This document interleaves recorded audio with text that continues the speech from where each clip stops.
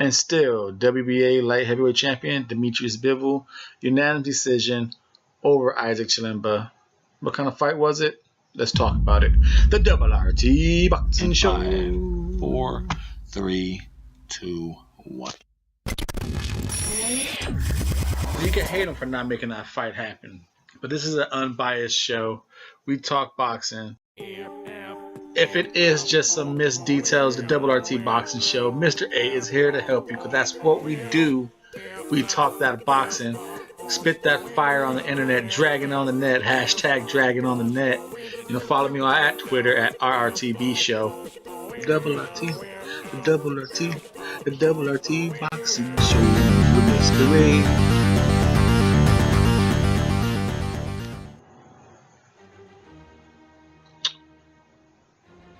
Oh, well, at least you got a nice little music intro there. That's about all I could really get excited for on this post-fight recap. But this is the Double RT Boxing Show, the Ready Talk Boxing Show. Thank you for tuning in. I just got done finishing the fight. I'm waiting for the scorecards. Bivol, Chilemba. I'm about right with Letterman's scorecard. The last 3 rounds with Chilemba, I gave him the last. Yeah, you can say that's all right. The rest is Bivol. I have I know it's a little too hard, a little too judgmental, but I have just a very disappointment feeling. Like, you ever see, like, you see a trailer for a movie and you're like, oh, then that's gonna be a hot ass movie. That's gonna be a fucking good movie. And you go see the movie and it just fucking sucked. That's how I feel about this Bivol and Chilemba fight.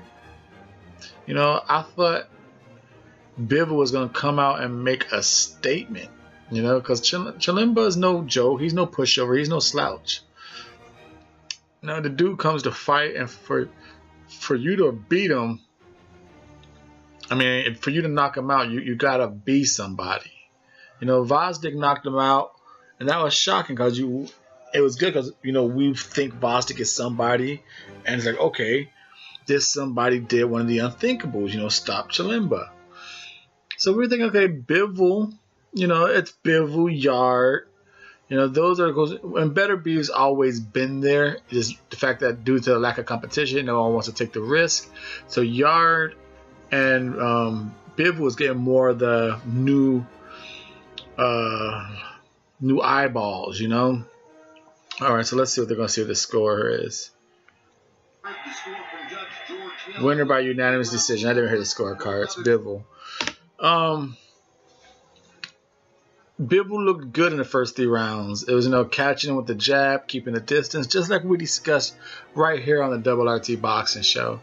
Bivol defense is his offense. That beautiful deception of the gap controlling, then working the jab and coming in. It sounded like round 4 turned to round 1. Round 6 turned to round 1. Actually, I won't even say round 1 because they weren't as dominant. It just, Bivol didn't have that next gear. Was he dominating the rounds? Yes, but it wasn't the same. Whatever Roy Jones was doing with Chilemba, telling him, okay, because the offensive strategy wasn't there. Chilemba wasn't listening. Well, he was listening, but it just wasn't being delivered. It just Bivol dominated the fight. It just no gear. And I thought watching an Anthony Yard fight was tough, but Yard, at least he's patient and he steps it up. He'll be very patient, but he'll beat the shit out you in a patient manner and get you out of there. And get it, Chilemba is a tougher opponent than anyone Yard has faced, but I don't think Yard would have stayed in that one gear against Chilemba. Like I said, even though Bivol has a belt, I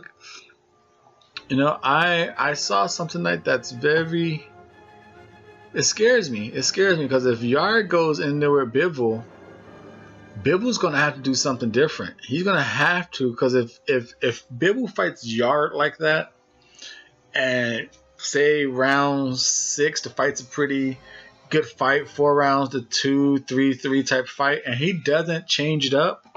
I think Yard could change up to a next gear. Speed, power, punch selection. I gotta see that in Bivol, and I thought I was gonna see it tonight, and I didn't. I saw a very disappointing one-gear automobile.